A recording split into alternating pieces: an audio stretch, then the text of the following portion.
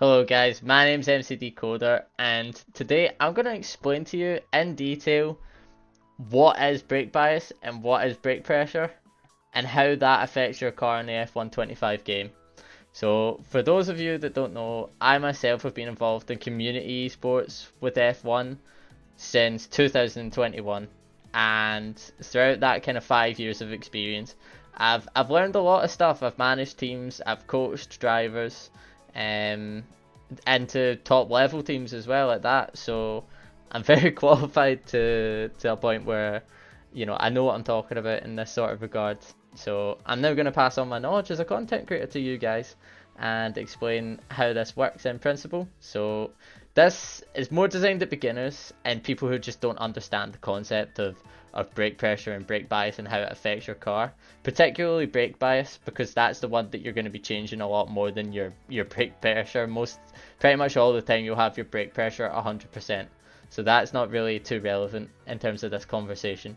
So without further ado, let me explain the principle of brake bias to you. So the brake bias is the adjustable percentage of braking force, which is distributed between the front and rear axles. Basically what this means is your brake balance between your front and your rear. So for example, if you set it more towards your front, which is a higher percentage, then you're going to be getting a lot more braking force at the front of the car than you are at the rear. And if you have it around 50%, then it's an equal balance between front and rear braking.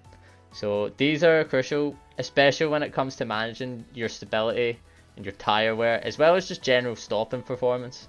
So typically in tracks where you have bigger braking points, you've got longer, harder braking points, you'll go for a more front-based braking approach for your braking bias. Whereas on tracks that don't have many big braking points in them, you'll go for maybe a lower percentage, more balanced brake bias between front and rear, and that will help you establish yourself upon different tracks based on the characteristics.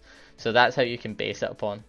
So from the information I've just presented to you guys, you'll be able to kind of now ask yourself, well, how do I judge what each track's specific brake bias is?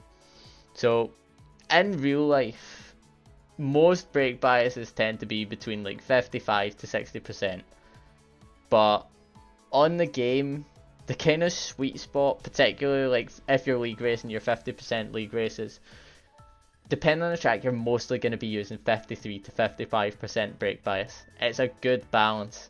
And the reason you want to use it closer to the rear is because you're still getting like good rotation on the car.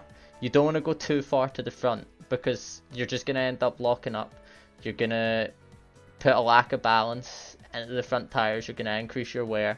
So you want to have it as close to the rear as possible. You want to have it close to a balanced brake setup as you can when you're doing these tracks.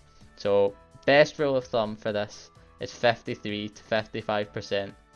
Now, beyond that is the front brake bias is actually, you can adjust this while you're racing. So some tracks you'll actually have to adjust this, and you'll get used to this. You'll do it on the multifunction display, as you can see on the gameplay on the background. You can see in the multifunction display that characteristic is adjustable while racing. So based on the corners in the track, particularly ones like Saudi Arabia, you've got most of the track where it's just pretty much not much big braking points. You're maybe braking like 50 meters or less between most braking points. So for example, in Saudi Arabia, I would maybe run 51% brake bias. Whereas if when I get to the last corner, which is a bigger braking zone, I'm braking just after the 100-meter board, I'm maybe braking 70-80 meters. That is going to make me adjust my braking bias to about 53 or 54%. And that's going to stop the rear snapping out on me. So this is what you don't want to do. If you set your rear too close, so basically if you set 50% brake bias, you're going to have a lot of sliding. You're going to be oversteering. You're going to spin out the car. Whereas if you set it to the front, you're going to understeer. You're going to lock the front tires and you're just going to go straight on. You're going to go wide at the corners.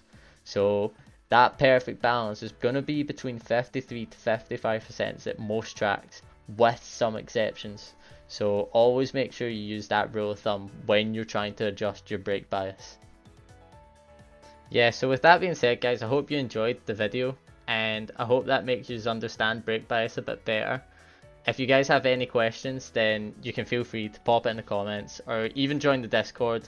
There's also guys that race F1 besides me that know what they're talking about as well. So, you know, you can feel free to pop in and have a look about. I also stream as well, so you can watch the live streams as well. If you look at my Twitch or whatnot, you can follow the link tree and get access to everything you need. So, with that being said, I hope you guys have a good night, and I'll see you